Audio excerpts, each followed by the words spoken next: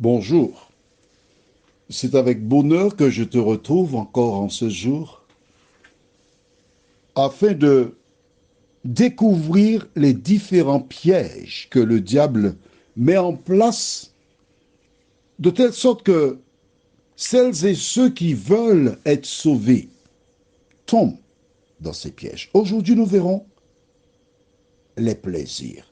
Juste avant, prions. Notre Seigneur et notre Dieu, nous sommes heureux en ce matin de lire la parole afin de grandir, de connaître la vérité et de faire partie un jour de celles et ceux qui fouleront les parvis de la nouvelle Jérusalem. Saint-Esprit, ô notre consolateur, viens. Viens primer la parole dans nos cœurs, dans notre cerveau, afin que nous puissions jour après jour vivre de cette parole, nous t'en prions au nom de Jésus et pour ta gloire éternelle. Amen. J'ai reçu d'une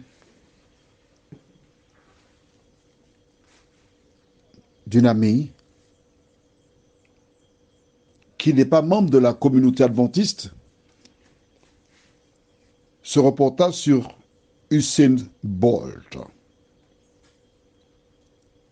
J'ai eu l'occasion de regarder à plusieurs reprises les courses de cet homme. Et pourquoi je parle d'adventiste? Je rappelle que je ne fais pas de promotion pour aucune église, mais en lisant l'article, ça m'a permis de déceler l'un des pièges du diable, les plaisirs. Selon mes découvertes sur cette communauté, je sais qu'ils essaient de mettre en pratique le sabbat comme les Juifs, comme Jésus le fit du reste. Mais c'est une parenthèse que je referme tout de suite. En fait, ce que je voudrais faire ressortir, c'est que cet homme dont la mère est membre de cette communauté et qui dit avoir grandi dans la communauté, l'homme d'affaires qui est avec lui apparemment serait lui aussi de la même communauté. Alors, pour celles et ceux qui ne savent pas, les adventistes sont des personnes qui observent le sabbat du coucher du soleil, du vendredi au samedi coucher du soleil, et qui évitent des activités pour leur plaisir. C'est-à-dire, ils n'iront pas à la mer. C'est un exemple, hein.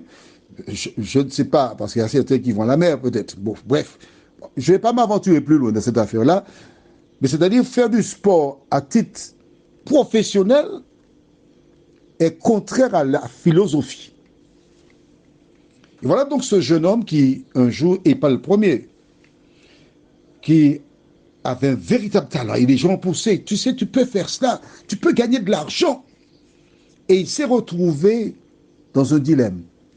Faut pas continuer avec maman et avoir le respect de ce jour, ou faire le sport et gagner de l'argent. Que faire? Nous ne sommes pas là pour lui jeter la pierre, le juger, le condamner. Ce n'est pas la mission des éditions spéciales. Les éditions spéciales sont là pour nous aider à comprendre le pourquoi du comment, tirer des leçons pour nous. Mais nous ne sommes pas là pour critiquer ni condamner quiconque. On est d'accord? Super. Mais Usain Bolt, penses-tu que ce soit le premier à vivre une telle expérience? Afin de préparer cette édition spéciale, il faut savoir qu'il y a beaucoup de travail de recherche. Ce n'est pas simplement ce que tu entends là, il y a un travail de recherche. Mais avant lui, il y avait un Guadeloupéen le prénom c'est Marius, un grand footballeur. Sa mère, elle aussi, était de la même communauté. Et parce qu'il était bon, il est parti en Europe, il a été un professionnel, un grand footballeur français, même topo, à la Martinique. Du côté du François, il y avait un jeune homme qui était un coureur sur 100 mètres, même topo. Donc, nous voyons que ce sont des faits qui se répètent. Comment comprendre ces faits? Bien, lisons dans la Bible, au livre de Luc, chapitre 15. Tu as ton cahier? Parce que je vais te donner une référence qui n'est pas sur l'intitulé. Tu notes dans ton cahier Luc 15, verset 1. Le chapitre de Luc 15 s'adresse à un certain public. Les personnes qui sont parfaites, qui n'ont jamais péché et qui sont au-dessus du lot, je les invite à éteindre l'audio, à arrêter l'audio et à passer à autre chose. En revanche, les personnes qui reconnaissent qu'elles sont faibles, qu'elles sont indignes de Jésus,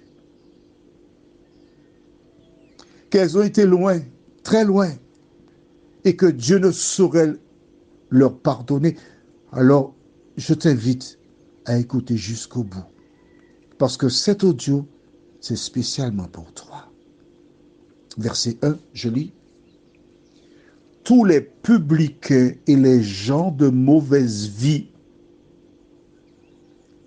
s'approchaient de Jésus pour l'entendre. Aujourd'hui, tu vois, si tu as tué quelqu'un, si tu as commis un acte quelconque, des personnes dans des communautés te jettent la pierre. Elles t'ignorent. Elles racontent toute espèce de forfait. Mais je voudrais te dire que celui qui m'a appelé, il n'avait autour de lui que des personnes de mauvaise vie. Des personnes qui étaient rejetées de la société. Il les recevait. Alors qui que tu sois, si tu as fauté, si les portes se ferment devant toi, si tes gens que tu considérais comme amis t'abandonnent, rappelle-toi que les bras de Jésus sont ouverts pour toi. Toutes ces personnes que tu côtoies sont mortelles, mais Jésus est immortel. Maintenant que tu connais le contexte, nous allons directement au verset 11. Il dit encore, un homme avait 2 fils. Le plus jeune dit à son père, mon père, donne-moi la part de bien qui doit me revenir. Et le père leur partagea son bien. Peu de jours après, le plus jeune fils ayant tout ramassé partit pour un pays éloigné où il dissipa son bien en vivant dans la débauche. Lorsqu'il eut tout dépensé, une grande famine survint dans ce pays et il commença à se trouver dans le besoin. Il alla se mettre au service d'un des habitants du pays qu'il envoya dans ses champs garder les pourceaux. Il aurait bien voulu se rassasier des carouges que mangeaient les pourceaux, mais personne ne lui en donnait. Étant rentré en lui-même, il dit, « Combien d'employés chez mon père ont du pain en abondance, et moi ici, je meurs de faim? Je me lèverai. J'irai vers mon père et je lui dirai, « Mon père, j'ai péché contre le ciel et contre toi. Je ne suis plus digne d'être appelé ton fils.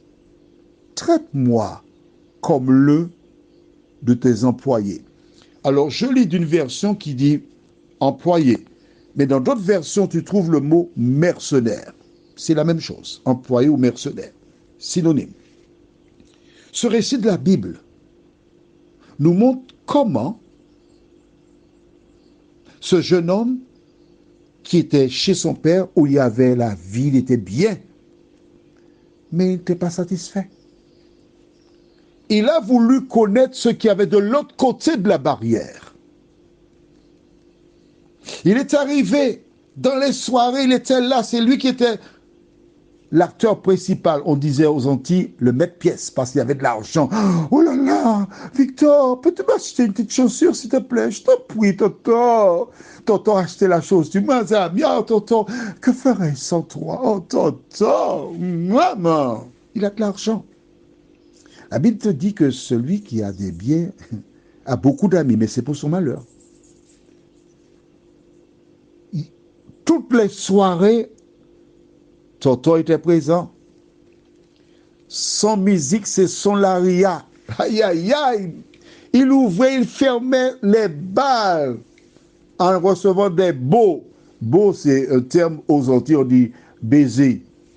J'ai fait un jeu de mots, balle et beau. D'accord? Mais il était beau aussi, ce jeune homme. Puis un jour, l'argent, c'est fini. Il s'est trouvé dans le besoin. Tous ses amis ont disparu, heureusement. Parce que si les amis étaient là, entre guillemets, il allait le dépanner. Il vivrait en étant dépanné. Mais en étant seul, il a fait la part des choses entre la vie qu'il menait chez son père et puis celle qu'il mène là, aujourd'hui. Il décida de se lever, de partir et de retourner chez son père. Cela me permet d'entrer donc la référence suivante, Proverbe 22, verset 6. Proverbe 22, verset 6. Le diable, par les plaisirs, appelle des jeunes, des âgés aussi, des personnes âgées, certes. Mais Proverbe 22, verset 6 déclare: instruis l'enfant selon la voie qu'il doit suivre. Et quand il sera vieux, il ne s'en détournera pas. La Bible ne ment point. Tu vois, c'est dans Proverbe, dans l'Ancien Testament. Jésus illustre ce verset en donnant la métaphore du fils prodigue. Alors, qui que tu sois, tu as des enfants, instruis l'enfant selon la bonne voie. Donne de l'amour à l'enfant. Il se rappellera de cet amour et reviendra le moment venu. Prions. Seigneur, l'ennemi cherche par tous les moyens à détourner tes enfants de toi. Mais nous sommes heureux parce qu'à un moment donné, lorsque le Saint-Esprit les visite, certains ont le temps de revenir, tandis que d'autres n'ont pas cette occasion. Éternel, je te prie de visiter toutes celles et ceux qui entendent la parole. Je te prie de toucher leur cœur. Je te prie de les aider à comprendre que ce monde passe et sa convoitise aussi, mais que celui qui fait la volonté de Dieu demeure éternellement. Que ta paix et ta grâce reposent dans nos cœurs, nous t'en prions, au nom de Jésus et pour ta gloire éternelle. Amen. Je te souhaite une bonne journée et que l'Éternel continue de te faire du bien.